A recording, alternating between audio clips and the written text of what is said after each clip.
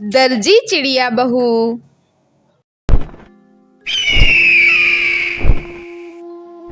हिमालय के जंगल में टुनटुनी चिड़िया अपनी माँ टूनी चिड़िया के साथ रहती थी। टुनटुनी चिड़िया के पिता की मौत के बाद उसकी माँ दर्जी का काम करके अपना और अपनी बच्ची का पेट पालती थी। एक दिन टूनी चिड़िया घर के कामों में व्यस्त थी। तभी टुनटुनी चिड़िया मौका पाकर कपड़े सिलने लगती है। सिलाई मशीन की आवाज़ सुनकर टूनी चिड़िया दौड़ते हुए वहां आती है।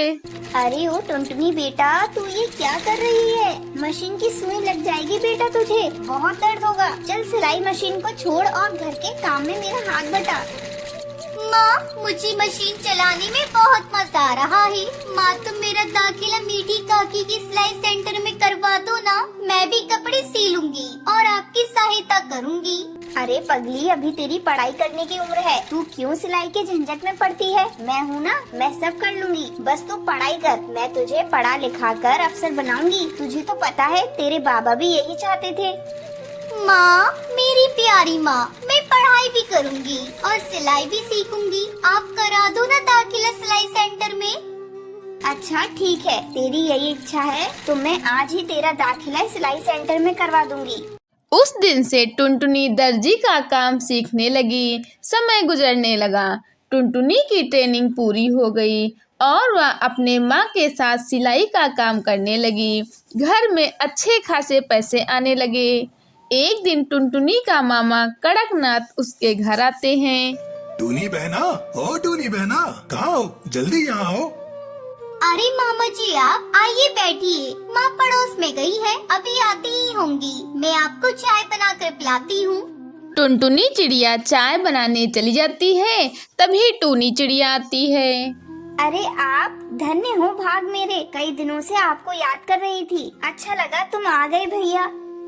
बहना, मैं टुनटुनी के लिए रिश्ता लेकर आया हूँ। खाते पीते परिवार का पक्षी है। अपनी टुनटुनी बहुत खुश रहेगी। वो कबूतर भी लाखों में एक है और नेक। तू बस आँख मीच कर शादी कर दे।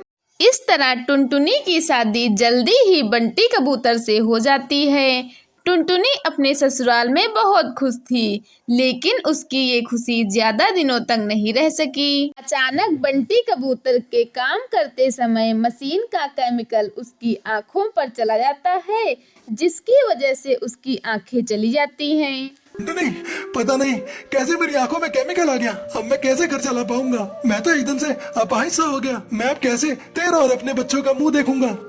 शुक्र मनाओ जी, ये केमिकल पूरा आपके ऊपर नहीं गिरा, नहीं तो बहुत मुसीबत हो जाती। बंटी कबूतर का काम छूट गया और घर में पैसे आने बंद हो गए।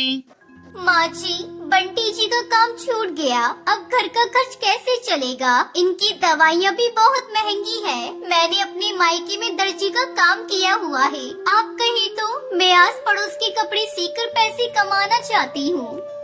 ये तो बहुत अच्छी बात है बहू, तुम्हारी सिलाई मशीन भी जंग खा रही है। ऐसा करती हूँ, मैं अभी हरी तोती के घर जाकर उसको बता देती हूँ। तब तक तू मशीन की सफाई कर ले। इतना कहकर बबली कबूतरी हरी काकी को बताने उसके घर चली जाती है। अरे हरी काकी, मेरी बहू ने कपड़े सिलने का काम शुरू कर दिया है। तू अपने कपड़े मेरी बहू से सिलवा लियो। ये भी कोई कहने वाली बात है बबली, मैं अपने सारे कपड़े टुनटुनी से ही सिलवाऊंगी। अगले दिन से टुनटुनी चिड़िया कपड़े सिलकर पैसे कमाने लगती है और घर का गुजारा करती है। टुनटुनी चिड़िया दिन भर सिलाई करती और जंगल के सारे पक्षी टुनटुनी से अपने कपड़े सिलवाते। टुनटुनी, तू बहुत अच्छी है। तूने सब कुछ संभाल लिया है, लेकिन तू रात को सिलाई मत किया कर, वरना तू बीमार हो जाएगी। बंटी जी, मुझे आपकी आंखों का भी ऑपरेशन कराना है। हम शहर जाकर आपकी आंखें ठीक करा लेंगे। इस तरह टुनटुनी चिड़िया दिन रात मेहनत करती और सिलाई के बचे पैसों से उसमें बंटी की आंखों को भी ठीक करा दिया। बहू, तू मेरे घर की लक्ष्मी है, मुझे तुझ पर बहुत गर्व है। इस तरह टुनटुनी दर्जी का काम करके पूरे परिवार को संभाल लेती है और खुशी खुशी रहने लगती है।